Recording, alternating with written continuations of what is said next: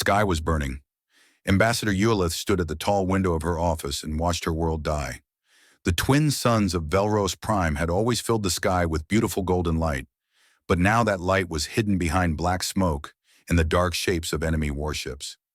Thousands of them hung in the atmosphere, like a swarm of hungry insects waiting to feed. The Kethvari had come without warning. Their obsidian ships had appeared at the edge of the system just 3 days ago. The Velrani people had sent messages of peace. They had offered trade. They had asked what the visitors wanted. The Kethvari had answered with fire. Eulith was tall and thin, like all her people. Her skin was pale blue, almost silver in certain light. Her eyes were large and violet, made for appreciating art and reading ancient poetry. Her 6-fingered hands were delicate, designed for painting and playing musical instruments. The Velrani were not warriors. They had never been warriors. In all their long history, they had never needed to be. That history was ending now. "Ambassador," said a voice behind her, "you must come to the emergency chamber. The Elder Council is waiting." Eulith turned to see her assistant, a young male named Kethan. His face was pale with fear. She could see that he had been crying. She wanted to comfort him, to tell him everything would be fine. But she could not lie. Not now. "How many?" she asked quietly. Kethan understood the question. "The northern continent is gone. The Kethvari burned it from orbit. 2 billion people lived there." His voice broke. "The peacekeeping fleet tried to stop them. 47 ships. The battle lasted less than an hour." Eulith closed her eyes. 47 ships. That was everything. The Galactic Compact had promised to protect peaceful species like the Velrani. They had promised that the peacekeeping fleet would be enough. They had been wrong. She walked past Kethan and moved through the corridors of the government building.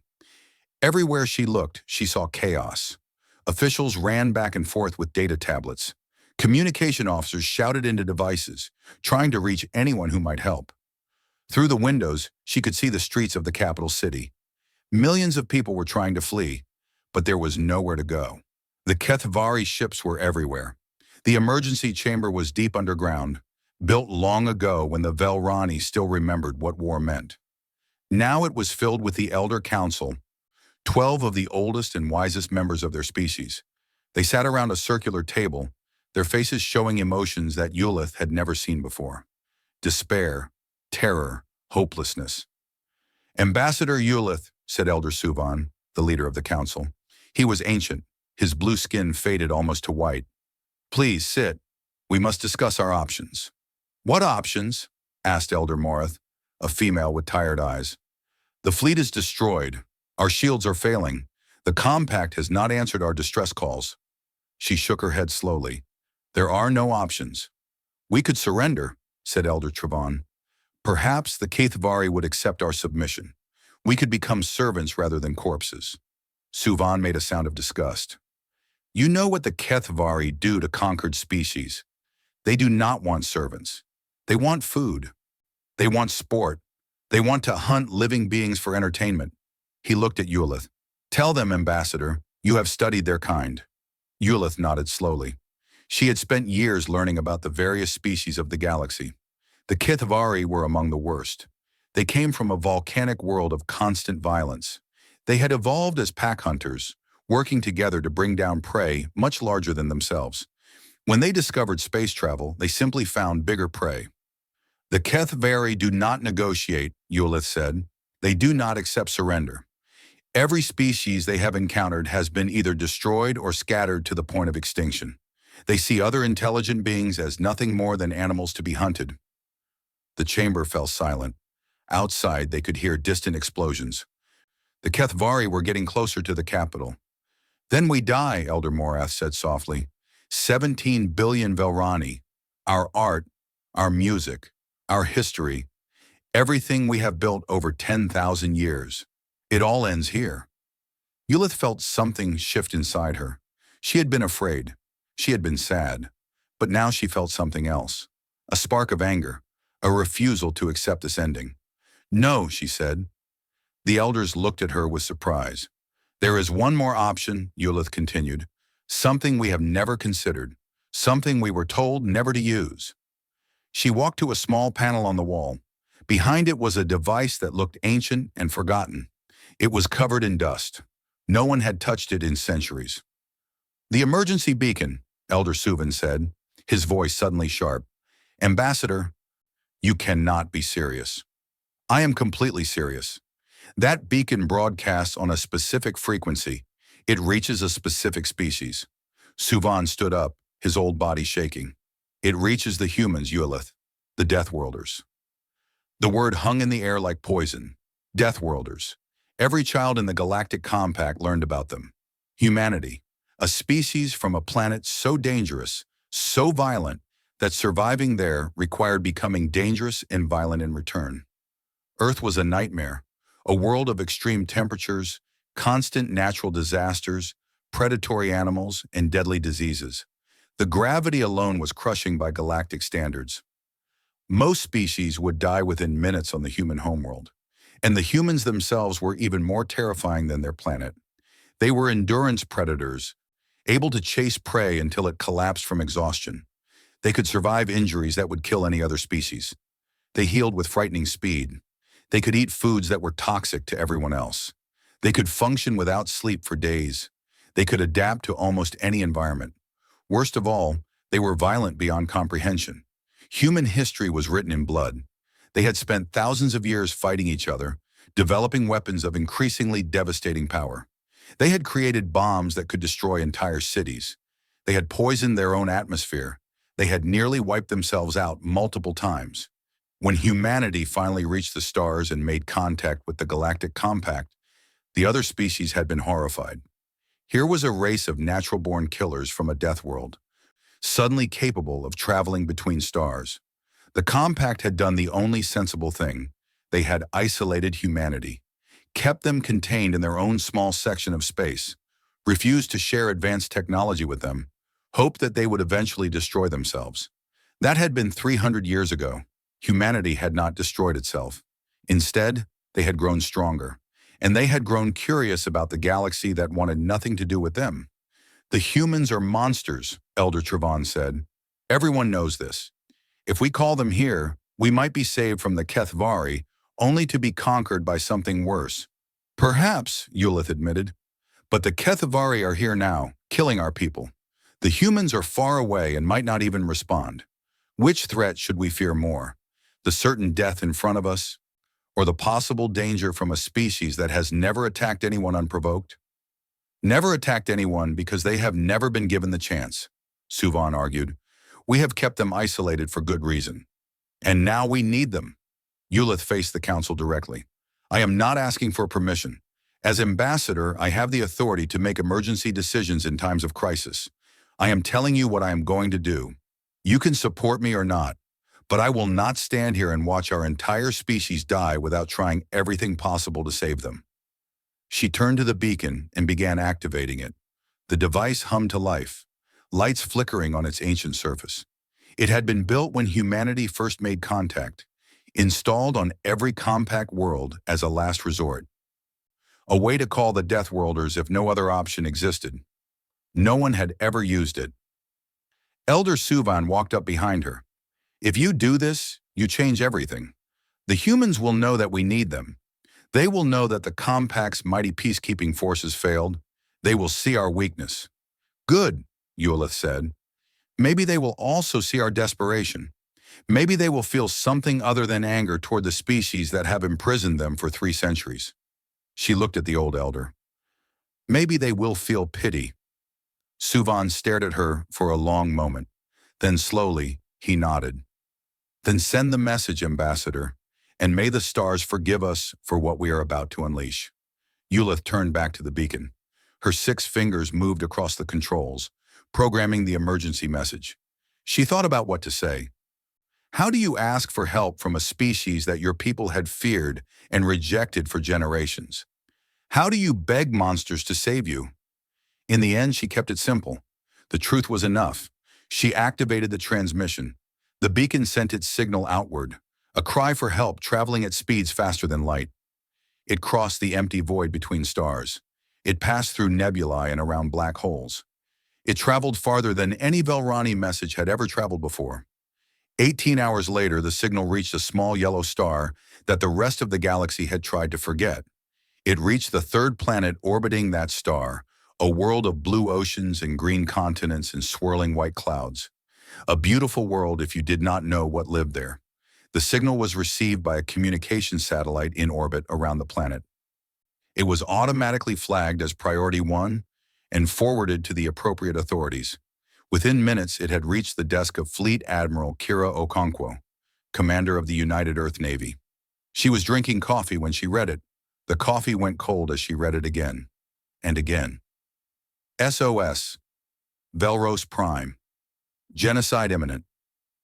We beg the children of Earth, help us. The Admiral was a small woman by human standards, but she had commanded warships for 30 years. She had seen things that would break most people.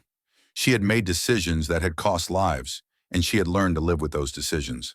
But this message made her feel something she had not felt in a very long time.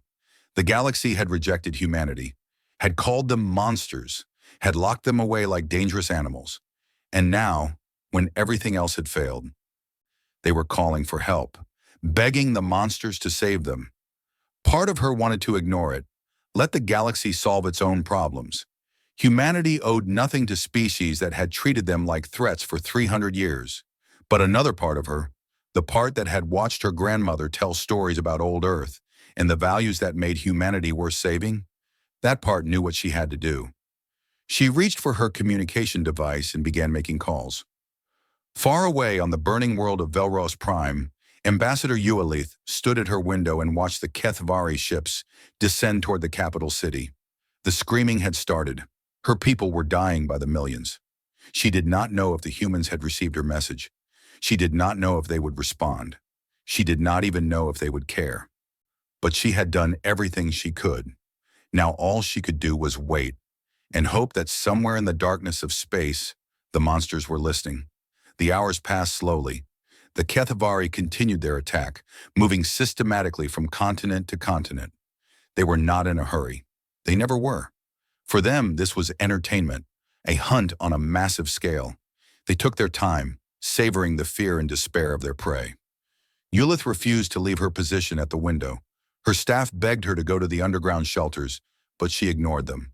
If her world was going to die, she would watch it happen. She owed her people that much. Elder Suvan joined her as the second day began. He looked older than ever, his body bent with exhaustion and grief. "Any response?" he asked. "Nothing," Ualith said. "The beacon shows that the signal was received, but there has been no reply. Perhaps they are not coming. Perhaps." Ualith watched a Kethvari carrier float past the window, so close she could see the weapons mounted on its hull.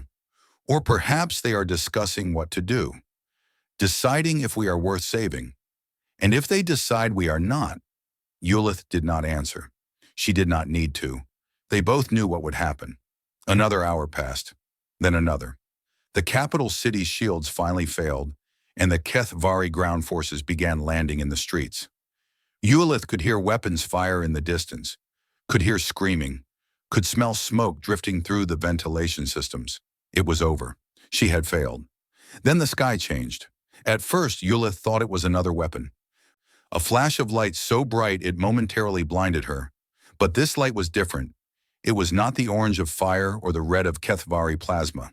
It was white, pure white, like a star being born in the upper atmosphere. 3 shapes emerged from the light.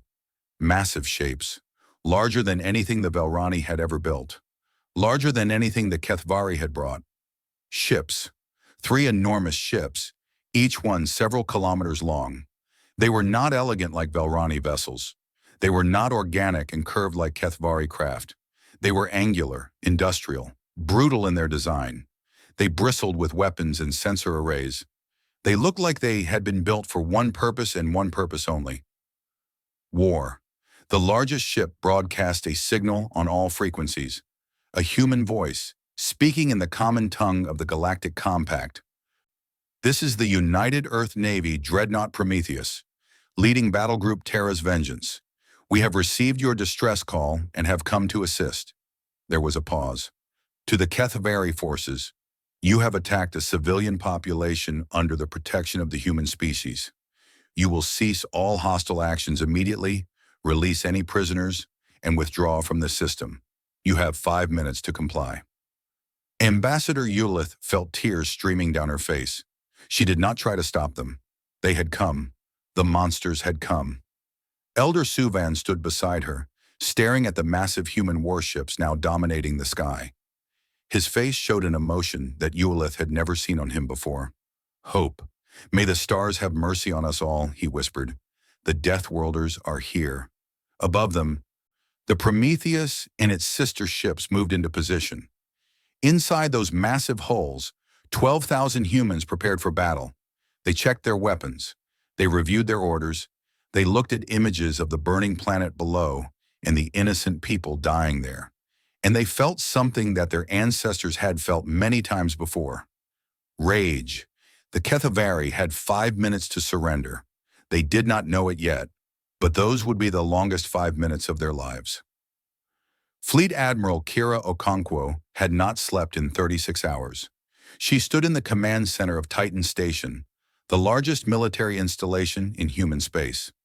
Around her, hundreds of officers worked at their stations, processing data and preparing reports. Giant screens covered the walls, showing maps of human territory and the space beyond. One screen showed the distress signal from Velros Prime playing on repeat. Kira was 57 years old. Her dark skin was lined with the marks of a life spent in service. Her hair was gray and cut short. Her eyes were sharp and missed nothing. She had commanded warships since she was 25. She had fought pirates, stopped rebellions, and kept humanity safe from threats both internal and external. But she had never done anything like what she was about to do. The emergency council had been called 2 hours ago. Now the 12 highest-ranking officers in the United Earth Navy sat around a long table, arguing about something that had never happened before. "We cannot intervene," said Admiral Chen Wei, commander of the Home Defense Fleet. He was a careful man who always considered every angle. "The Galactic Compact has kept us isolated for 3 centuries. They have made it very clear that they do not want us involved in their affairs. If we send ships to this Velros system, we will be violating every agreement we have with them." "What agreements?" asked Admiral Sarah Rothstein, commander of research and development. She was young for her position, with sharp features and sharper words. "They have never treated us as equals. They have never invited us to their councils. They have never even acknowledged that we have a right to exist. Those are not agreements. Those are chains." "Chains that have kept the peace," Chen argued. "Yes, the other species fear us. Yes, they have kept us at arm's length. But there has been no war. Our people have been safe." "Is that not worth something?" "Our people have been safe because we are strong," said Rear Admiral James Vasquez. He was older than Chen, with a thick beard and sad eyes. His family had survived the Martian collapse 50 years ago, when a terrorist attack had killed 2 million people on the Red Planet. "The Compact did not protect us then. They will not protect us now. We owe them nothing. But we do owe something to 17 billion innocent people who are dying while we sit here and debate," said Admiral Okonkwo. The room fell silent. Everyone turned to look at her. Kira stepped forward and activated the main display screen. Images appeared showing the Velrani species and their world. Beautiful crystalline cities, elegant art and architecture, a people who had dedicated their existence to creation rather than destruction. "The Velrani are artists," Kira said. "They have never developed weapons. They have never fought a war. They joined the Galactic Compact because they were promised protection. Now that promise has been broken." She changed the image to show the Kethavari. "The attackers are Kethavari raiders, a species of predators that hunts other intelligent beings for sport. They have destroyed 11 civilizations in the past 2 centuries. The Compact has declared them a threat, but has done nothing to stop them. Because they cannot," Admiral Rothstein added, "the Compact's peacekeeping forces are designed to prevent conflicts between member species. They are not built for actual combat. When the Kethavari attack, the peacekeepers run." "And now the peacekeepers at Velros Prime are dead," Kira continued. 47 ships destroyed in less than an hour. The Velrani have no military of their own. No one is coming to help them." "Except us," said Vasquez quietly. "Except us." Admiral Chen shook his head. And what happens after we save them? The Compact will see it as an act of aggression. They will claim we used this crisis as an excuse to expand our influence. They might even declare war on us. Let them try, Rothstein said with a cold smile. Our dreadnoughts could... Enough, Kira's voice cut through the room like a blade. We are not here to threaten the Compact or plan for future wars. We are here to decide one thing. Do we help people who are dying, or do we let them die because we are afraid of what might happen afterward? She looked around the room, meeting each officer's eyes in turn. I have commanded ships for 30 years. I have made hard decisions. Some of those decisions cost lives. I have learned to live with that weight because I knew that I was protecting my people, that I was doing what was right. She paused. But I do not think I could live with myself if I sat here and did nothing while billions of innocent people were slaughtered. That is not who I am. That is not who we are. The Compact fears us, Vasquez said slowly. They call us Deathworlders. They think we are monsters. Maybe it is time to show them what kind of monsters we really are. Chen sighed heavily. You are all determined to do this. The decision is mine, Kira said. I am not asking for permission. I am informing you of my intent, but I would prefer to have your support. One by one, the admirals nodded. Even Chen, though his expression showed he still had doubts. Then it is decided, Kira said. We mobilize immediately. The next few hours were organized chaos. The United Earth Navy had never launched an operation this far from human space. There were thousands of details to manage, supplies to gather, crews to brief.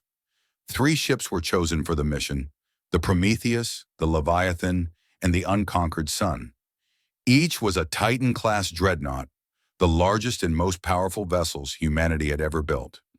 5 kilometers long, 3 kilometers wide, bristling with weapons that could crack planets open, carrying enough firepower to fight a small war, and crewed by humans who had been waiting their entire lives for a chance to prove themselves. Captain Marcus Stone commanded the Prometheus.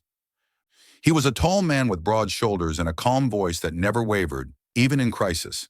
He had grown up on Luna, the moon of Earth, and had joined the Navy at 18.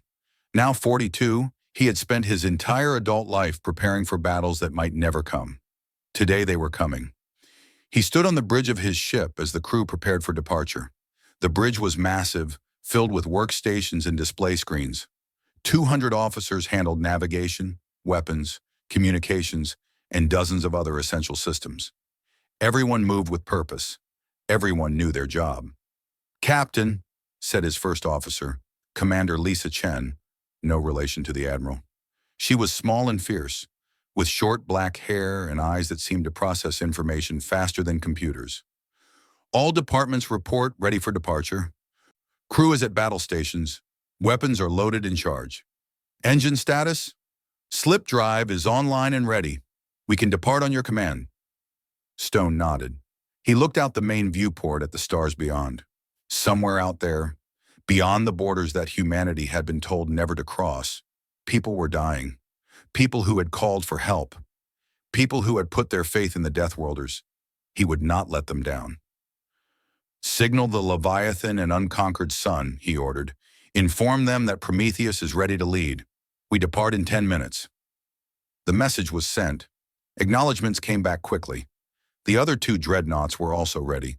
Their captains, veterans like Stone, understood what this mission meant. This was not just a rescue operation. This was humanity's first contact with the wider galaxy since the isolation began. Everything they did would be watched, analyzed, judged. Admiral Okonkwo's voice came through the ship-wide communication system. She was aboard the Prometheus, leading the mission personally. She had refused to send others to do what she was not willing to do herself. Attention all hands, she said. This is Fleet Admiral Okonkwo. In a few minutes, we will be entering slip space and traveling to a world called Velros Prime. This world is under attack. Billions of innocent people are dying there because no one else will help them. She paused, letting the words sink in. For 300 years, the galaxy has called us monsters. They have called our home a death world. They have kept us isolated because they fear what we might do if given the chance. Today, they will learn what we actually do. Not conquer, not destroy, not dominate. We protect, we defend, we save. That is what humans do. That is what we have always done, even when we were only protecting each other. Now we have the chance to protect someone else, someone who has no one else to turn to, someone who looked at all the advanced and civilized species of the galaxy and found them wanting, and so they called for the Deathworlders instead. Do not make them regret that choice. Admiral Okonkwo out. The silence on the bridge lasted only a moment. Then someone started clapping. Others joined in. Within seconds, the entire bridge crew was applauding, cheering, showing their approval of what they were about to do. Captain Stone allowed himself a small smile. These were good people. They were ready. Navigation, he ordered. Set course for Velros Prime. Maximum slip speed. Course laid in, Captain. Slip drive engaging. The stars outside the viewport began to stretch and blur. The fabric of normal space twisted as the ship's engines tore a hole in reality itself. The Prometheus entered slip space, followed moments later by the Leviathan and Unconquered Sun. 3 human dreadnoughts racing across the galaxy to answer a call for help. 3 ships carrying hope to a world that had none left. The journey took 18 hours. During that time, the crews rested, prepared, and trained. Marines checked their weapons and armor. Pilots ran simulations in their fighter craft. Medical teams organized their supplies for mass casualty situations. Admiral Okonkwo spent most of the journey in her quarters, studying everything the Navy had on the Kethvari. She learned how they fought, how they thought, what they valued, and what they feared. The answer to the last question was interesting. The Kethvari were apex predators on their homeworld. They had never encountered anything that could threaten them. They had never experienced being prey. Perhaps it was time to change that. When the ships finally dropped out of slip space at the edge of the Velros system, the situation was even worse than expected. Sensors showed over 200 Kethvari vessels in orbit around the planet. The surface was scarred with the marks of orbital bombardment. Entire continents were burning. "My God," Commander Chen whispered, looking at the display. "How many have they killed?" "Unknown," replied the sensor officer. "But based on the damage patterns, billions. At least 3 to 4 billion dead in the past 2 days." The bridge fell silent. The numbers were too large to truly understand. Billions of lives ended in fire and violence. Families, children, artists and teachers and farmers and everyone else who made a civilization. Gone. Admiral Okonkwo's voice was cold when she spoke. "Open a channel, all frequencies. I want the Kethvari to hear this. Channel open, Admiral." Kira stepped forward, her hands clasped behind her back. Her face showed no emotion, but her eyes burned with controlled fury. "This is Fleet Admiral Kira Okonkwo of the United Earth Navy. We have received the distress call from Velros Prime and have come to assist." She paused. "To the Kethvari forces currently engaged in hostilities, you have attacked a civilian population. You will cease all hostile actions immediately, surrender your commanders for trial, and release all prisoners. You have 5 minutes to comply." She cut the channel before anyone could respond. "Admiral," Commander Chen said carefully, "there are over 200 enemy ships out there. We have 3. I know. Their total tonnage exceeds ours significantly. I know. They may not take our threats seriously." Okonkwo turned to look at her. A thin smile crossed her face. "Then we will teach them to take it seriously. Captain Stone, please begin target allocation. I want firing solutions on every enemy vessel in the system." "Aye, Admiral. Weapons? Begin targeting." The Prometheus hummed with power as its weapon systems came fully online. Plasma channeling arrays charged. Magnetic acceleration cannons loaded tungsten rods. Point defense systems activated. The ship, already dangerous, became deadly. On the other 2 dreadnoughts, the same preparations were being made. 12,000 humans in 3 ships, facing 200 enemy vessels. The odds were terrible by normal standards. But these were not normal circumstances, and humans had never been normal. The 5 minutes passed slowly. On the planet below, the Kethvari forces continued their attacks, seemingly unconcerned by the human ships. In orbit, their warships began to reposition, forming into attack formations. They were not going to surrender. Signal from the HFY flagship, reported the communications officer. They are responding. Put it through. The screen changed to show a HFY commander. He was large even by the standards of his species, with dark chitinous plates covering his body and forearms ending in razor-sharp claws. His face, if it could be called that, featured multiple eyes and a mouthful of jagged teeth. I am Swarm Lord Draxus, the creature said. Its voice was a harsh clicking sound, translated by computer. I command the fleet you see before you. You are trespassing in my hunting ground. This is not a hunting ground, Okonkwo replied. This is a populated world. You are committing genocide. Draxus made a sound that might have been laughter. They are prey. We are hunters. This is the natural order. He leaned toward the camera. You are also prey, little voice. 3 ships against my 200? Do you think numbers mean nothing? I think you have never fought humans before. I have heard stories, the Deathworlders. Again, that horrible laugh. Your world is harsh. Your history is violent. You think this makes you special, but you have been hiding in your little corner of space for centuries. You have never fought a real war. You are right, Okonkwo said calmly. We have never fought anyone but each other. But let me tell you something about that, Swarm Lord. When humans fight humans, it is terrible. We develop weapons that can destroy cities in seconds. We create diseases that can wipe out populations. We find new and creative ways to kill each other that would horrify any other species in the galaxy. She stepped closer to the screen. And now, for the first time in 300 years, we get to use all of that creativity on someone else. The channel went dead. Admiral? Captain Stone asked. They had their chance. Okonkwo turned to face the main viewport. The HFY fleet was moving toward them now, hundreds of ships forming into an attack wave. All ships, you are weapons-free. Engage the enemy. The Prometheus fired first.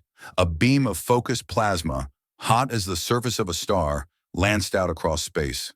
It struck a HFY cruiser and cut it in half. Secondary explosions tore the remains apart before anyone aboard could even understand what had happened. Then the magnetic cannons spoke. Tungsten rods, accelerated to a fraction of light speed, punched through enemy hulls like they were made of paper. One shot, one kill. Again and again and again. The Leviathan and Unconquered Sun added their firepower. Missiles streaked through the void. Point defense systems created walls of deadly energy. Fighter craft launched from the Dreadnoughts' massive hangars, swarming the enemy like angry hornets. The HFY tried to fight back. Their weapons were powerful by galactic standards, but they had been designed to fight compact ships, which were built for peacekeeping rather than war.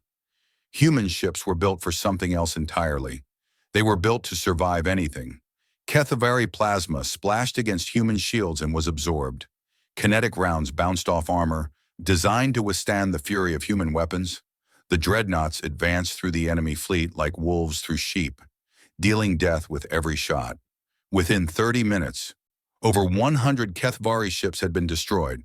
The remainder were in full retreat, their formations shattered, their confidence broken. Swarm Lord Draxus watched from his flagship as his armada died around him. He had never felt this before, this helplessness, this fear. He finally understood why the galaxy had isolated the humans. Not because they were afraid the humans might be monsters, because they knew the humans were monsters. Monsters that the rest of the galaxy could never hope to stop. All ships, Draxus ordered, his voice hollow. Full retreat. Leave this system. Now. His fleet ran, but for many of them, it was already too late. Admiral Okonkwo watched the enemy flee with no satisfaction. Victory meant nothing when billions had already died, but at least no more would die today. Cease fire, she ordered. Let the survivors go. They will spread the word about what happened here.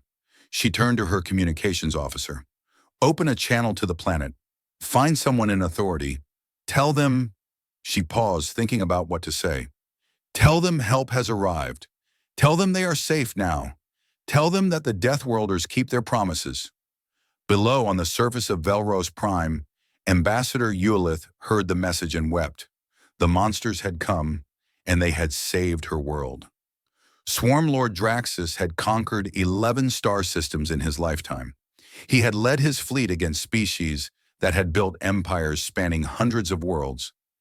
He had hunted beings that called themselves gods. He had burned civilizations to ash and danced in the ruins.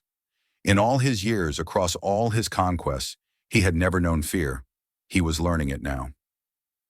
His flagship, the Endless Hunger, drifted powerless in the darkness of space. The great engines that had carried him across the galaxy were silent. The weapons that had brought death to billions were cold and useless. Emergency lighting flickered in the corridors, casting strange shadows on walls that had never seen damage before. The humans had done this with a single shot. Draxus stood in his command center, surrounded by officers who looked to him for guidance. He had no guidance to give. Everything he knew about war, about hunting, about domination, none of it applied here. The humans did not fight like any species he had encountered. They did not fight like predators at all. They fought like the galaxy itself had decided to kill him. "Swarm Lord," said his second-in-command, a veteran named Kethrix. Her voice was steady, but Draxus could see the fear in her compound eyes. "The enemy ships are approaching. They have stopped firing. What are your orders?" "Orders?" Draxus let out a hollow laugh. "What orders can I give? Our weapons are destroyed. Our engines are destroyed. We cannot fight. We cannot run." He turned to look at the main view screen, which showed one of the human dreadnoughts growing larger as it approached. "We can only wait to see what the prey decides to do with the hunter. Perhaps they will negotiate, take prisoners for exchange." "The Kethvari do not take prisoners," Draxus said. "Everyone knows this. Why would they expect us to be treated differently?" Kethrix had no answer. The human dreadnought stopped a few kilometers away. It was enormous, larger than any ship Draxus had ever seen. Its hull was covered with weapons and sensors, and even in his current state, his tactical mind could not help analyzing it. The armor was thick, designed to absorb massive amounts of damage. The weapon placements were strategic, allowing fire in almost any direction. The ship was a fortress, a weapon, and a statement all in one. "This is what we are," it seemed to say. "This is what we can do, and you cannot stop us." A message came through the communication system, a human voice, calm and professional. "Kethavari flagship, this is the UEN Prometheus. We are sending boarding teams to secure your vessel. You will not resist. Any hostile action will result in the immediate destruction of your ship. Acknowledge." Draxus looked at his weapons officers. They shook their heads. The weapons were completely offline. Even if they wanted to fight, they could not. "Acknowledge," Draxus said. The word tasted like ash in his mouth. "We will not resist. Stand by for boarding." The minutes that followed were the longest of Draxus's life. He had heard stories about humans, of course. Every species in the galaxy had heard stories. The Deathworlders, the survivors, the species that had crawled out of a nightmare planet and refused to die no matter what the universe threw at them. But stories were one thing. The reality was something else. The first human Marines entered through a breach they had cut in the hull. Draxus watched on the internal monitors as they moved through his ship. They wore armor that covered their entire bodies, gray and black and bristling with equipment. They carried weapons that looked simple but clearly were not. They moved in perfect coordination, each one knowing exactly where the others were and what they were doing. But what struck Draxus most was how they moved through the ship's gravity. Kethavari ships use standard galactic gravity, about 60% of what humans apparently considered normal. Most species found this comfortable. The humans moved through it like it was nothing, less than nothing. They practically floated, their movements easy and controlled. One human jumped over a barricade that would have required climbing for a Kethavari. Another kicked down a reinforced door without slowing down. And they were fast. Faster than anything their size had a right to be. They cleared the ship's corridors in minutes, securing every section, neutralizing every potential threat. The Kethavari warriors who tried to fight back were subdued with brutal efficiency. Not killed, Draxus noticed. Subdued. The humans were taking prisoners. That surprised him more than anything else. Finally, the humans reached the command center. The door was forced open, and a team of Marines entered with weapons raised. They swept the room, identified all the Kethavari officers, and took positions covering every angle.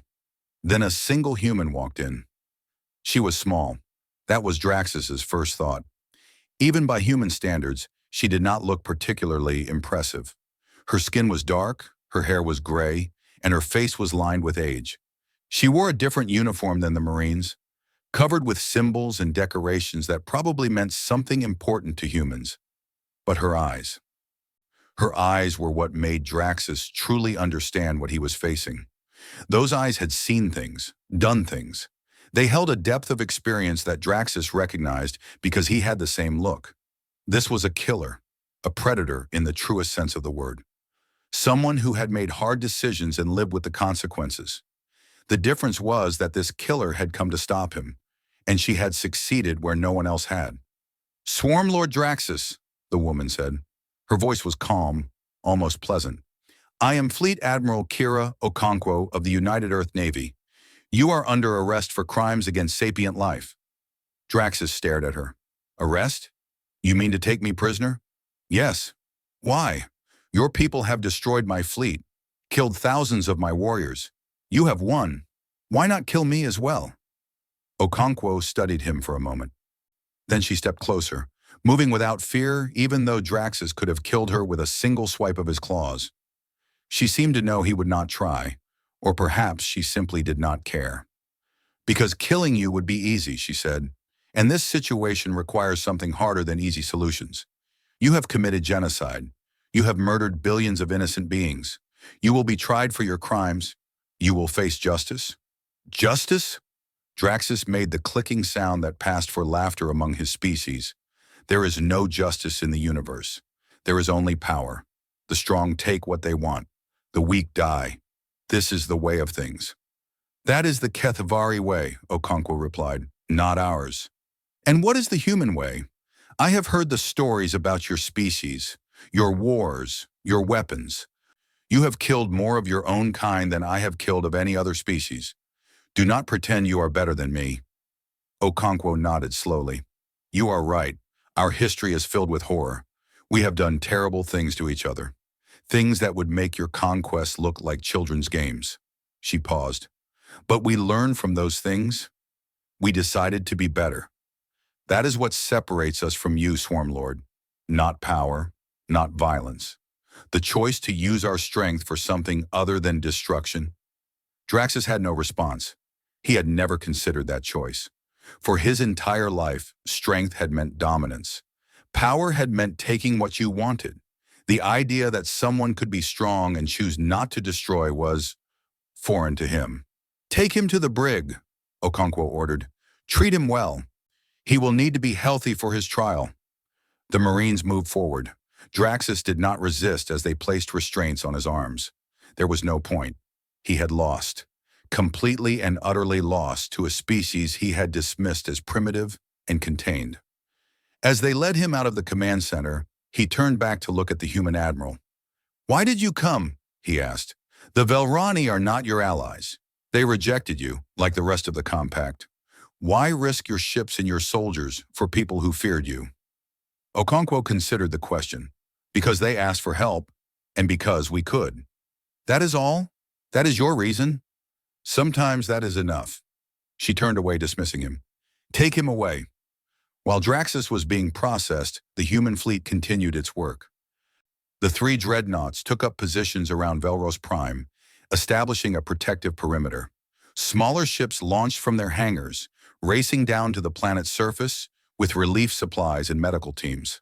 The Velrani watched in amazement as the humans descended from the sky. They had expected warriors. They had expected demands and conditions and the price of salvation.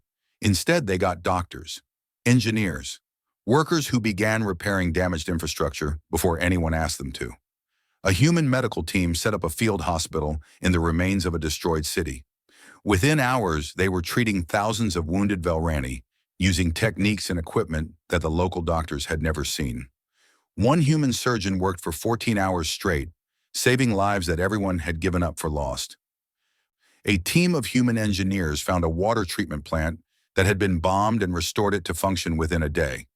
Clean water began flowing to refugee camps that had been surviving on contaminated supplies.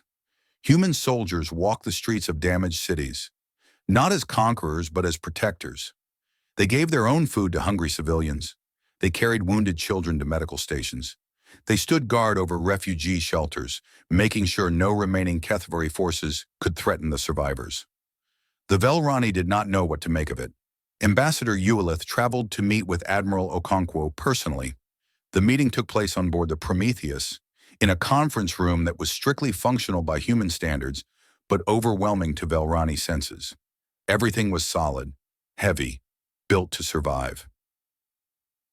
Like the humans themselves. Eulith was nervous as she entered the room. She had spent her career studying alien species, but nothing had prepared her for actually meeting a Deathworlder. Her cultural training told her to be afraid. Her personal experience over the past day told her something very different. Admiral Okonkwo rose to greet her. The human's face was tired but kind. She offered her hand in the human gesture of greeting, and Eulith took it carefully. The human's grip was firm but gentle, clearly controlled to avoid hurting her. "Ambassador Eulith," Okonkwo said, "please sit. Can I offer you anything? Water? We do not know much about Velrani dietary needs, but we brought some supplies that should be compatible." "Water would be welcome," Eulith said. Her voice sounded strange to her own ears. Uncertain. "Admiral, I do not know how to thank you. What your people have done? No thanks are necessary." Okonkwo poured 2 glasses of water and slid one across the table. "We received your distress call. We came. That is what we do. But we are strangers to you. We are part of the compact that has isolated your species for centuries. We have done nothing to earn your help." "That is true." Okonkwo took a sip of her water. "The compact has not treated humanity well. Many of my people are angry about that. Some wanted to ignore your call because of it." Eulith felt a chill. "But you came anyway." "We came anyway." The Admiral set down her glass. "Because the people who were dying on your world did not make the decision to isolate us. They were innocent, children, families, artists and teachers, and everyone else who makes a civilization worth having. They did not deserve to die because of political decisions made centuries ago. That is not how most species would think. We are not most species." The 2 women sat in silence for a moment. Outside the viewport, the stars shone steadily. The fires on Velros Prime were finally going out. "What happens now?" Eulith asked finally. "The HFY will return. They always return. And the compact—" She hesitated. "The compact will not be pleased that you intervened. They may see this as an act of aggression. Let them see it however they want." Okonkwo's voice hardened slightly. "We did not come here to start a war with the compact, but we will not apologize for saving lives. If they have a problem with that, they can take it up with me." "You would risk conflict with the entire galaxy?" "I would risk anything to do what is right." The Admiral leaned forward. "Ambassador, I am going to be honest with you. I do not know what the future holds. I do not know how the compact will react or what humanity's role in the galaxy will become. But I do know this. As long as I command this fleet, we will answer distress calls. We will help those who cannot help themselves. We will protect the innocent." She met Eulith's eyes directly. "That is who we are. That is who we choose to be. Not because we are weak or naive, but because we have been strong enough to become something more than killers. We have been through our own darkness, and we decided not to let it define us." Eulith felt tears forming in her eyes. She had spent her entire life being taught to fear humans, to see them as monsters barely contained. Now she was sitting across from one of their leaders and seeing something completely different. "I think," she said slowly, "that the galaxy may have misunderstood your species." Okonkwo smiled. It was a tired smile, but genuine. "I think we have misunderstood each other. Perhaps it is time to change that." On the planet below, the relief efforts continued. Human and Velrani worked side by side, pulling survivors from rubble, rebuilding what had been destroyed, beginning the long process of healing. Word spread quickly. Other compact species sent observers, curious about what the Deathworlders were doing. They expected to find an occupation force. Instead, they found volunteers working without rest to save lives. A Planari diplomat watched a human soldier share his last ration bar with a hungry Velrani child. The diplomat had been taught his entire life that humans were dangerous monsters. Now he was not sure what to believe. A Dorvani engineer worked alongside human technicians to repair a power station. At first, she had been terrified of them. By the end of the day, she was laughing at their jokes and sharing stories about her homeworld. A Kethilu medic observed a human doctor performing surgery using techniques that were centuries ahead of anything the compact had developed. The doctor noticed her watching and took the time to explain what he was doing, teaching her methods that could save thousands of lives. Something was changing. Something that had been frozen in place for 300 years was beginning to thaw. The Kethvari fleet had been scattered. Swarm Lord Draxus was in human custody. The immediate crisis was over, but everyone who had been involved knew that this was not an ending. It was a beginning. In her quarters aboard the Prometheus, Admiral Okonkwo finally allowed herself to rest. She had been awake for nearly 3 days, running on coffee and determination. Now the immediate work was done, and exhaustion claimed her. But before she slept, she recorded a message to be sent back to Earth, to the people who had trusted her to make the right decision, to humanity, waiting to learn what their first contact with the wider galaxy had brought. "We found them," she said simply. "Billions dead, but billions more saved. The Kethavari are defeated. The Velrani are safe." She paused, thinking about how to describe what she had seen. The fear, the gratitude, the way the Velrani had looked at her people, expecting monsters and finding something else entirely. "I think we made the right choice," she continued. "I think we showed them who we really are. Not just Deathworlders, not just survivors, but protectors, defenders, people who choose to help even when no one expects us to. I do not know what comes next, but whatever it is, we will face it the same way we face this, together, as humans." She ended the recording and closed her eyes. Outside, the stars continued their eternal dance, and somewhere in the darkness, the galaxy was beginning to realize that everything it believed about humanity was about to change. The fires had stopped burning. Ambassador Eulith stood on the balcony of what remained of the government center and watched the dawn break over her wounded world. The twin suns rose slowly, painting the sky in shades of gold and amber. It was beautiful, as it had always been beautiful. But now the beauty was mixed with grief. Smoke still rose from the ruins of cities. The scars of orbital bombardment marked the continents like wounds on flesh.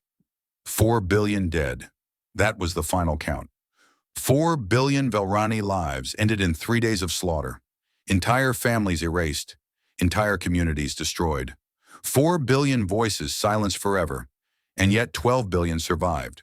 12 billion who would have joined the dead if the humans had not come. Eulith did not know how to feel about that. Grateful, yes. Endlessly grateful, but also confused. Everything she had been taught about the Deathworlders was being challenged by what she saw with her own eyes. The monsters were supposed to be violent and cruel. The monsters were supposed to take what they wanted and destroy what they did not need. Instead, the monsters were helping. Below the balcony, a human relief camp had been established in the main plaza. Thousands of Velrani refugees filled the space, lining up for food and water and medical attention. Human soldiers moved among them, distributing supplies with patience and care. Human doctors worked around the clock, treating injuries that overwhelmed the Velrani medical system. A human transport shuttle landed nearby, carrying more supplies. The markings on its side showed it came from the UEN Leviathan, one of the massive dreadnoughts still orbiting overhead. More shuttles would follow. The humans had brought enough supplies to sustain millions of refugees for weeks.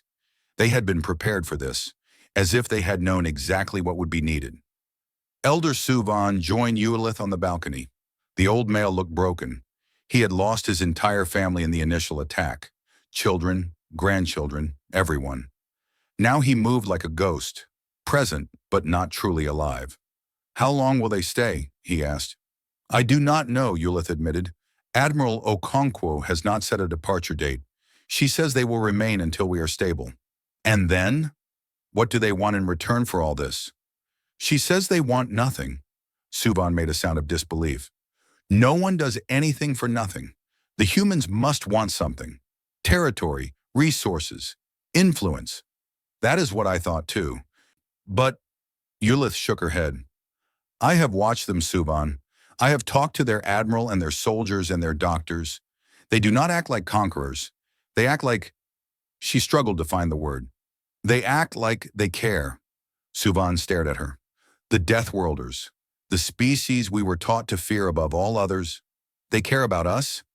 I know how it sounds. I did not believe it either at first. But watch them. See for yourself. They stood in silence watching the activity below. A human marine was playing with a group of Velrani children, teaching them some kind of game that involved chasing each other. The children were laughing. After everything they had been through, they were laughing. Another human, a woman with medical insignia on her uniform, sat with an elderly Velrani male who had lost his entire family. She could not speak his language. The translation devices only worked for formal communication. But she held his hand and let him weep against her shoulder. She asked for nothing. She simply offered comfort. A young human soldier stood guard at the entrance to the refugee camp. His face was exhausted. He had been awake for 2 days straight, but his eyes constantly scanned the perimeter, alert for any threat. When a Velrani child approached him shyly, he smiled and knelt down to her level, pulling something from his pocket. Eulith could not see what he gave her, but the child clutched it to her chest like a treasure and ran off to show her mother. What do you think they truly are? Suvan asked quietly. I think they are exactly what they appear to be, Eulith said. Dangerous, yes. Capable of terrible violence, certainly. But also kind, protective, willing to sacrifice for others. She turned to face the elder. I think we were wrong about them, Suvan. The whole galaxy was wrong. Then why did they isolate themselves? Why did they accept being kept separate from the rest of the compact? Eulith had asked Admiral Okonkwo the same question. The human's answer had surprised her. They did not accept it, Eulith said. They endured it. They knew that fighting the isolation would only prove the galaxy right about them. So they waited. They built their strength. They prepared for the day when someone would need their help. 300 years of waiting, Suvan murmured. That is impressive patience for a species known for violence. I think that is exactly the point. The humans learned patience the hard way. They learned that not every problem can be solved with force, but they also learned that sometimes force is exactly what is needed.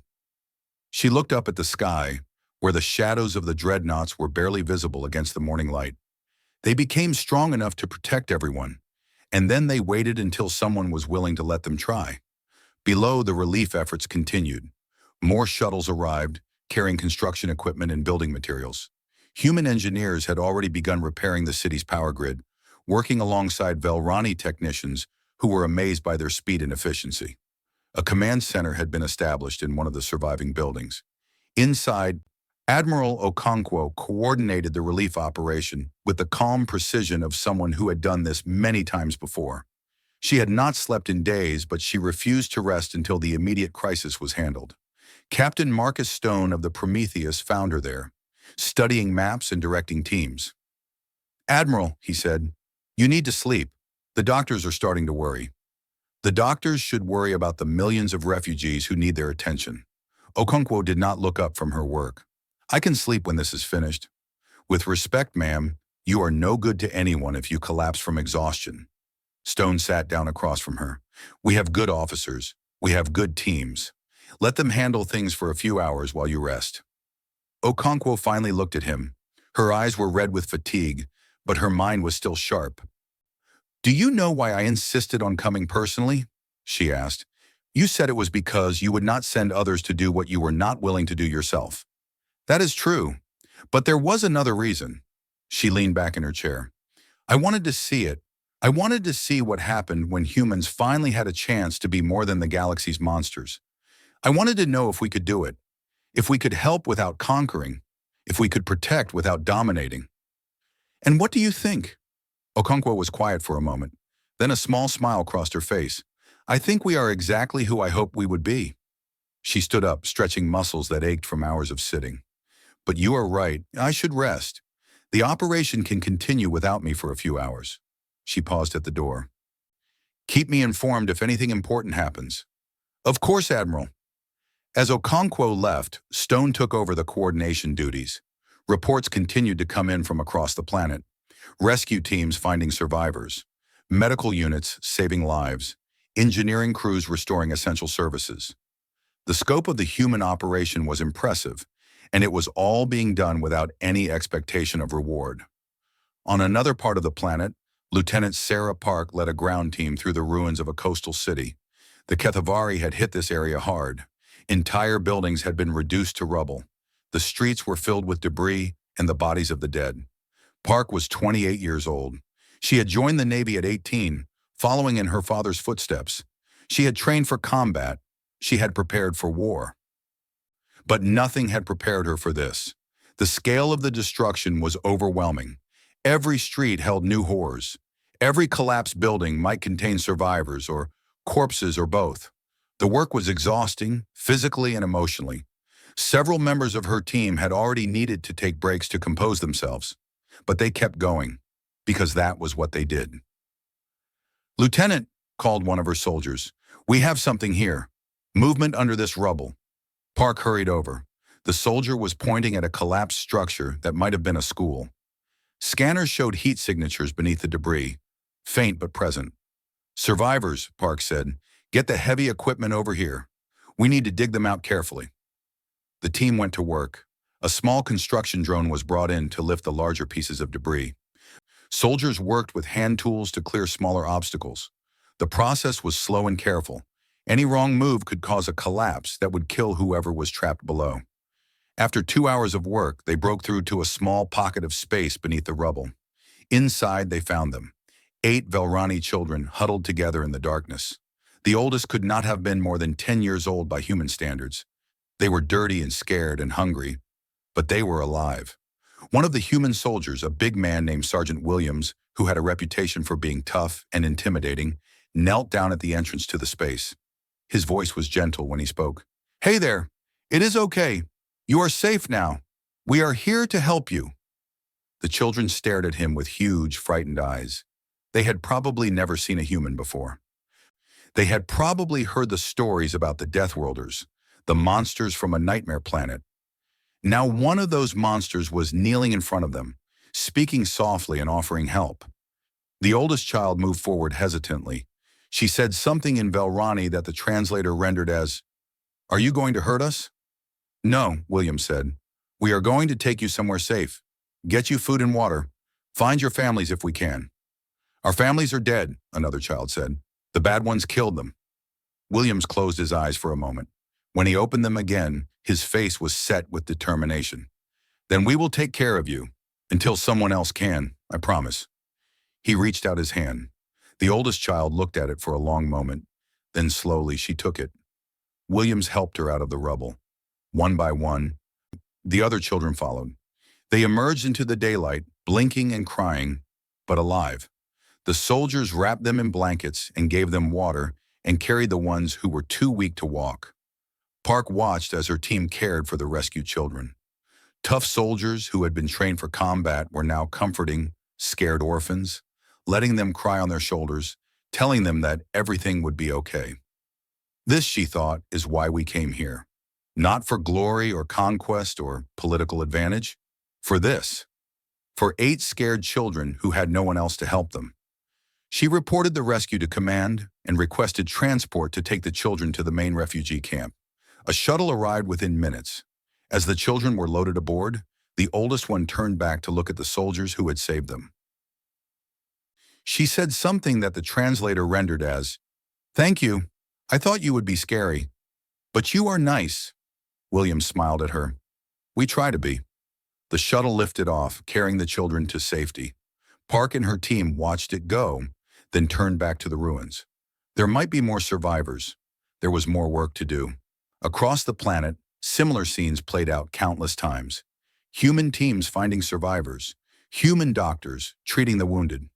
Human engineers rebuilding what had been destroyed. Thousands of small acts of kindness and courage, adding up to something greater. The Velrani watched all of it. They had expected conquerors and found protectors. They had expected demands and found generosity. They had expected the monsters of legend and found something else entirely. Ambassador Ulith toured the relief efforts personally, speaking with human and Velrani alike. Everywhere she went, she found the same thing. Two species that had been strangers, working together as if they had known each other for centuries. In the refugee camp, she found a human nurse teaching a group of Velrani medical students advanced first aid techniques. The nurse was patient and encouraging, taking time to answer every question. At a damaged water treatment plant, she found human and Velrani engineers collaborating on repairs. They communicated through translators and hand gestures, but their work was perfectly coordinated. In a temporary shelter, she found a human chaplain sitting with a group of grieving Velrani, leading them in a meditation for peace. The chaplain had adapted the practice from human traditions, but it seemed to bring comfort to those who participated. Ulith did not understand all of it. Human culture was strange to her, their religions, their customs, their ways of thinking. But she understood the intention behind everything they did. They genuinely wanted to help. They genuinely cared about the suffering of beings they had never met before. Why? She wondered. What makes them like this? She asked a human soldier that question directly. He was a young man, barely old enough to be called an adult, standing guard at a food distribution point. Why did you come here? She asked him. You did not know us. You had no obligation to help. The soldier thought about it for a moment. My grandmother used to tell me stories, he said finally, about Earth, about how hard it was to survive there, how humans had to fight for everything, against nature, against disease, against each other. That sounds terrible, Ulith said. It was, but it also taught us something important. He looked out at the refugees lining up for food. We learned that we are stronger together than alone. We learned that helping each other is not weakness, it is survival. When times are hard, you take care of your neighbors, because someday you might be the one who needs help. He shrugged, a gesture that Ulith had learned meant uncertainty or acceptance.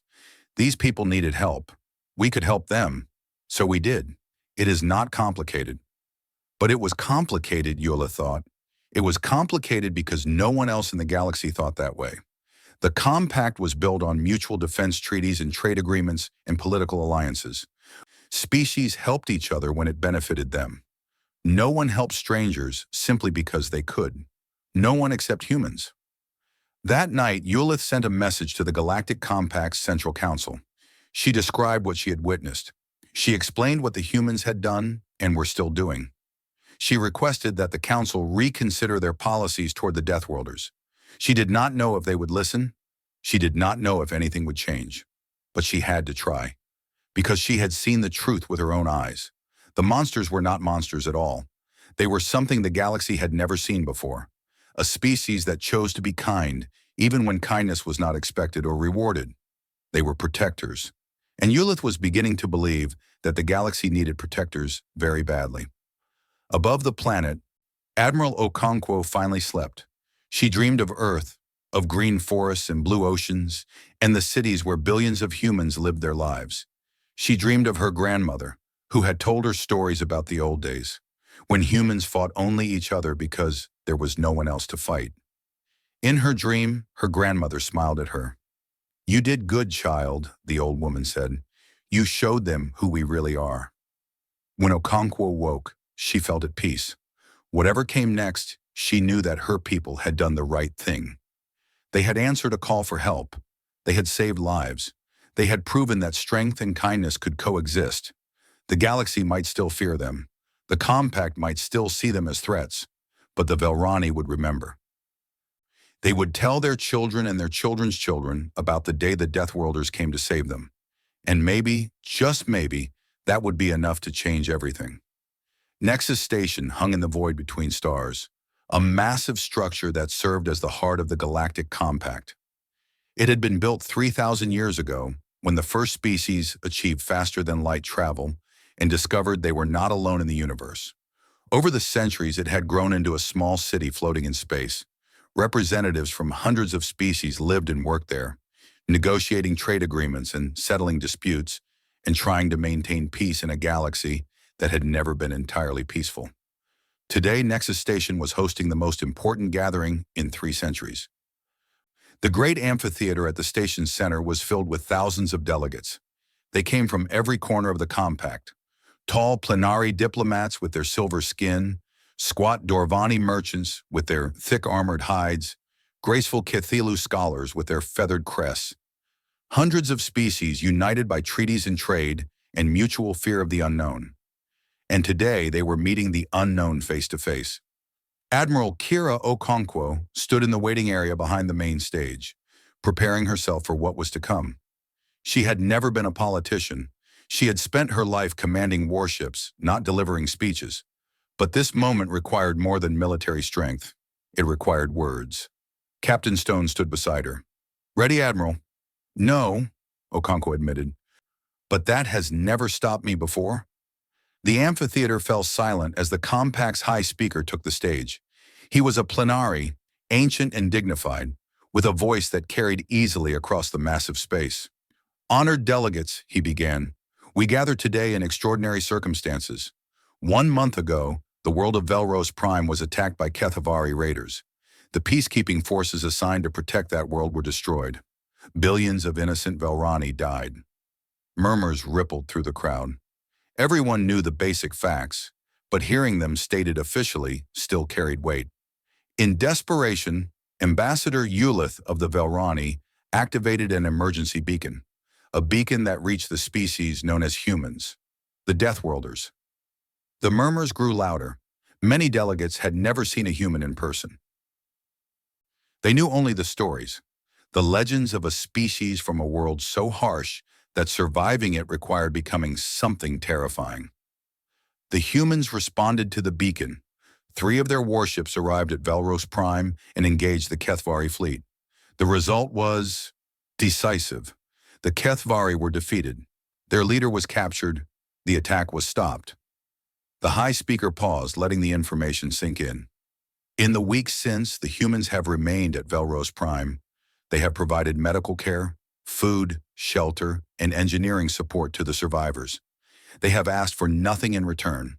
They have committed no hostile acts against any compact world or species. He turned toward the entrance to the stage. For the first time in 300 years, the Galactic Compact has invited a human representative to address this council. Fleet Admiral Kira Okonkwo, commander of the Earth forces at Velros Prime, has agreed to speak. He stepped back from the podium. "Admiral Okonkwo, the floor is yours." Okonkwo walked onto the stage. She was not dressed in formal diplomatic robes. She wore her naval uniform, the same one she had worn during the battle and the relief efforts that followed. It was a deliberate choice. She was not here as a politician. She was here as a soldier who had done her duty. The amphitheater was vast, and thousands of alien eyes watched her approach the podium. Many of those eyes held fear. Some held curiosity. A few, very few, held hope. She stood at the podium and looked out at the gathered delegates. These were the beings who had isolated her species for 3 centuries, who had called humanity dangerous and treated them like a disease to be contained, who had refused to acknowledge them as equals. She could have been angry. She could have demanded justice or retribution or acknowledgement of how wrong they had been. Instead, she spoke calmly. "We did not come here for thanks." Her voice carried clearly through the amphitheater. The translation systems converted her words into hundreds of languages, ensuring that everyone understood. "We came to deliver a message." She paused, letting the tension build. "The Kethvari attacked the Velrani because they knew no one would help. Because your compact, this alliance of what you call civilized species, had decided that some lives were not worth defending. Your peacekeeping forces were not built to actually keep peace. They were built to look like they were keeping peace, and when a real threat appeared, they failed." Uncomfortable shifting in the seats, angry muttering from some delegations, but no one interrupted. "Humanity was isolated for a reason.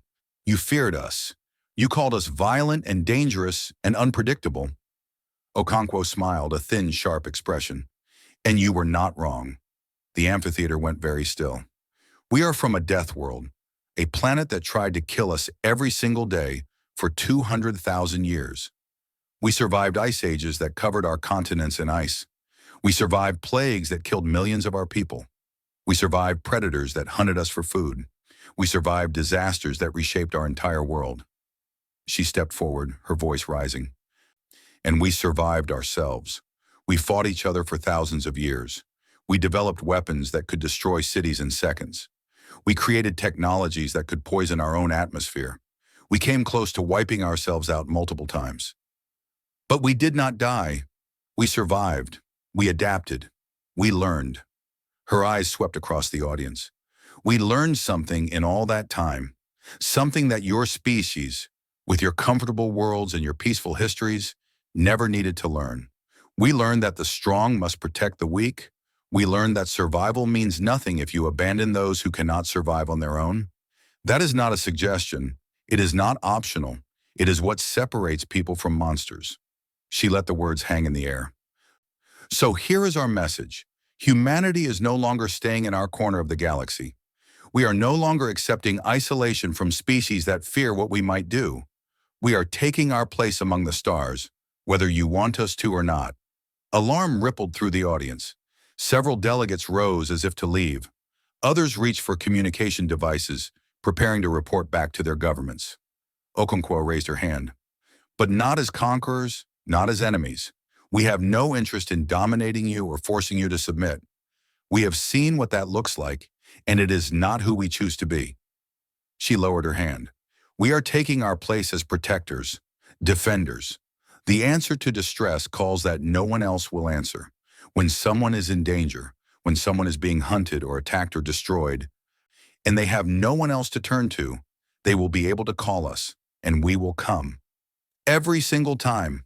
Not because we are heroes, not because we want your approval or your gratitude, because that is what being human means.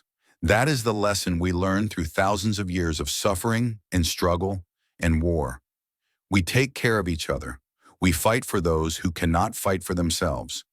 We do not abandon the weak to the strong. She met the eyes of as many delegates as she could. You can fear us if you want. You can continue to call us monsters and Deathworlders and threats. But know this, we will never be the ones to start a war. We will never conquer your worlds or enslave your people.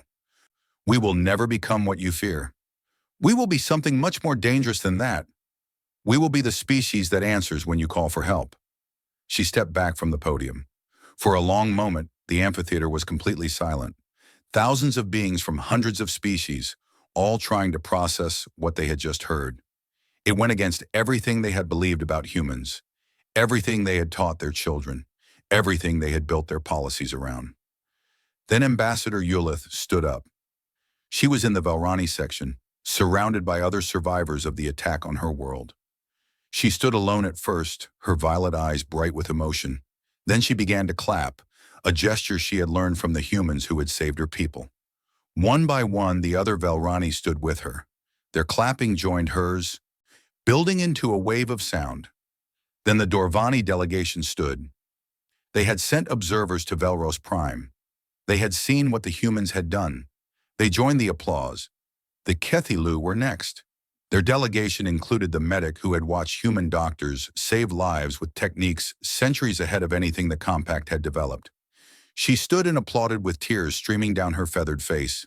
More species joined. The applause spread like fire through dry grass. Delegates who had never met a human, who had only known the stories and the fears, found themselves standing and clapping because something in Okonkwo's words had touched them. Not all of them stood. Many delegates remained seated, their faces showing suspicion or anger or fear.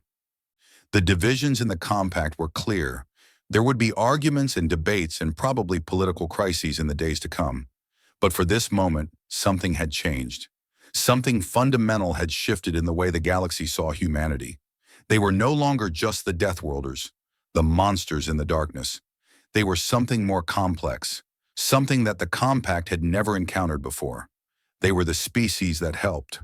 In the back of the amphitheater, a very old Plenari diplomat leaned toward his aide. His name was Velith, and he had been serving the Compact for over a century. He had been one of the architects of the original isolation policy.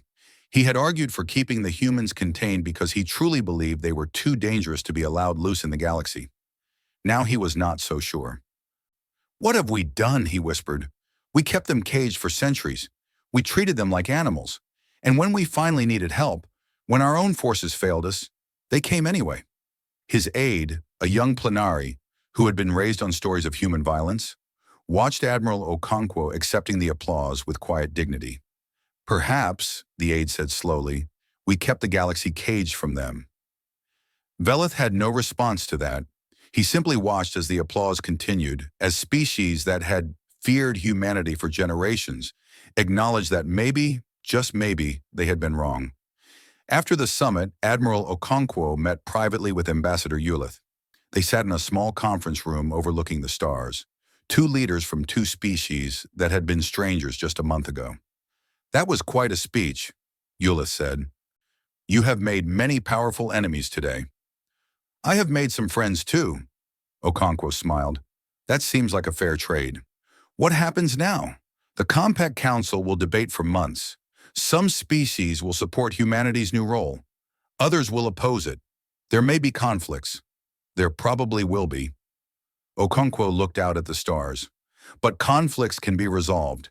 Disagreements can be worked through. What matters is that we have started something. A conversation that should have happened centuries ago. Do you truly believe humanity can be what you described? Protectors for the entire galaxy? Okonkwo considered the question carefully before answering. I believe we can try. I believe we should try. Whether we succeed, she shrugged. That depends on choices we have not made yet, on people who have not been born yet, on situations we cannot imagine. But you will try anyway. Of course, that is what humans do. We try things that seem impossible. Sometimes we fail, sometimes we succeed, but we always try. Ulith nodded slowly. She had learned more about humanity in the past month than she had in her entire previous career. They were complicated beings, capable of great violence and great kindness, often at the same time. They were not the simple monsters of legend. They were something much more interesting. The Velrani will support you, she said finally. Formally, publicly, whatever you need. You saved our species. We will not forget that. I appreciate it, but we did not save you to earn your support. I know, that is why you have it. They sat in comfortable silence, watching the stars drift past the window. Two species that had been strangers, beginning to become something more. 6 months later, a new beacon frequency was established. It broadcast continuously across every corner of known space, in every language that human computers could translate. The message was simple. This is the United Earth Navy.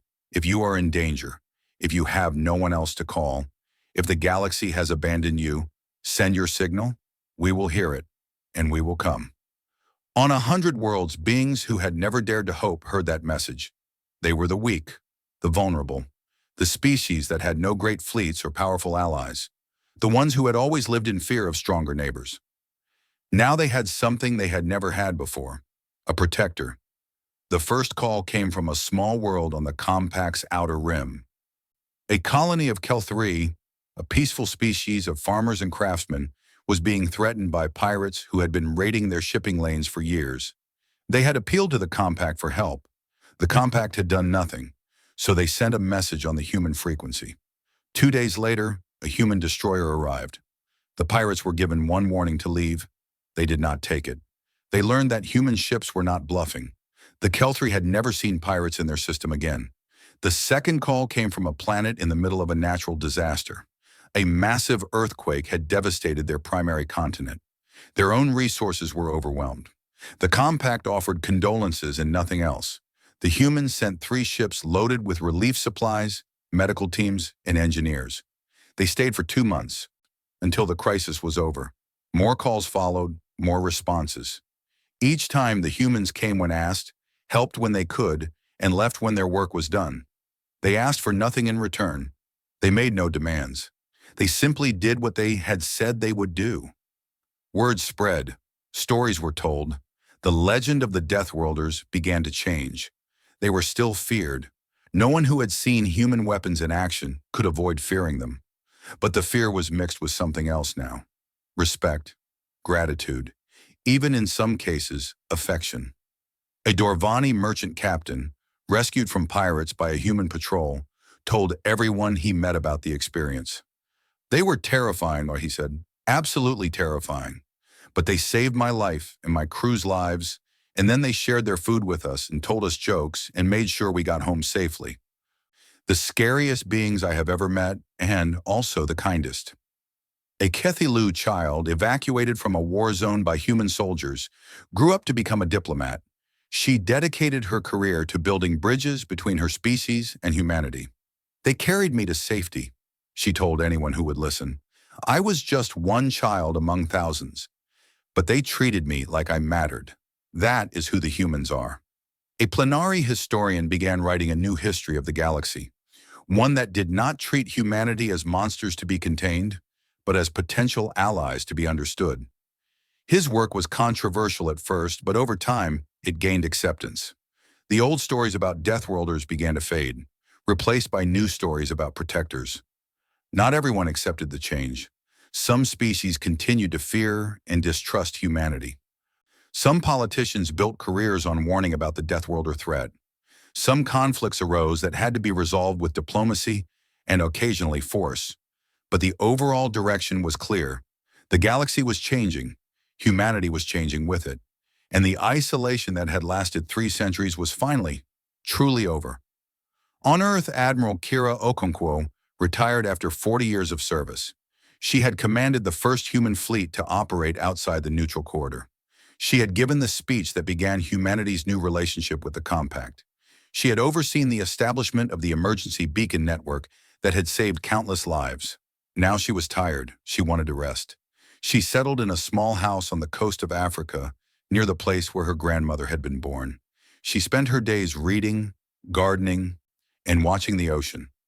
Occasionally, young officers would visit to ask for advice. She always gave it freely. One day, a message arrived from space. It was from Ambassador Ulith, who had remained a close friend despite the vast distance between their worlds. "Dear Kira," the message read, "I hope this finds you well. I wanted to share some news that I thought you would appreciate. My granddaughter was born last month. We named her Kyrath. It means hope in our language, but the sound is meant to honor you. You gave us hope when we had none. It seemed fitting." Okonkwo read the message several times. She thought about everything that had happened. The battle at Velros Prime, the speech at Nexus Station, the years of work that followed. She thought about all the lives that had been saved. All the species that had learned to see humanity as something other than monsters. All the small acts of kindness and courage that had added up to something greater.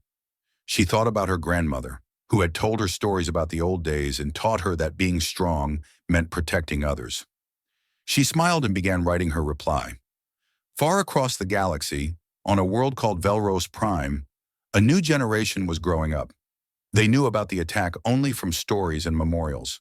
They knew about the humans who had saved their grandparents. They learned a different history than their ancestors had learned, one in which the Deathworlders were not monsters, but friends. In schools across the planet, children studied human culture alongside their own. They learned human languages. They watched human entertainment. Some of them dreamed of visiting Earth someday, seeing for themselves the death world that had produced such remarkable beings. And in the great plaza where the relief camp had once stood, there was now a monument. It showed a human soldier kneeling to offer help to a Velrani child. The inscription, written in both languages, was simple. "They heard our call. They came. They saved us. May we never forget." Below the inscription, a smaller line had been added later. "To the humans of Earth, thank you. You showed us what strength truly means." The monument stood in the center of the rebuilt city, surrounded by gardens and parks, and the bustling life of a recovered civilization. Visitors from across the galaxy came to see it. Some came out of curiosity, some came to understand, some came to remember. All of them left knowing something they had not known before. The monsters were not monsters. They were just humans. And that was something far more wonderful and terrible and hopeful than any legend could contain. On 100 worlds, the emergency beacons continued to broadcast. On 100 more, beings in need prepared to send their calls. In the darkness between stars, human ships patrolled, ready to respond. The galaxy had changed forever on the day the Velrani sent their desperate message into the void. The day the Deathworlders answered. The day humanity finally became what they had always had the potential to be. Not conquerors, not destroyers, Not the monsters that the galaxy had feared. Protectors. And that made all the difference.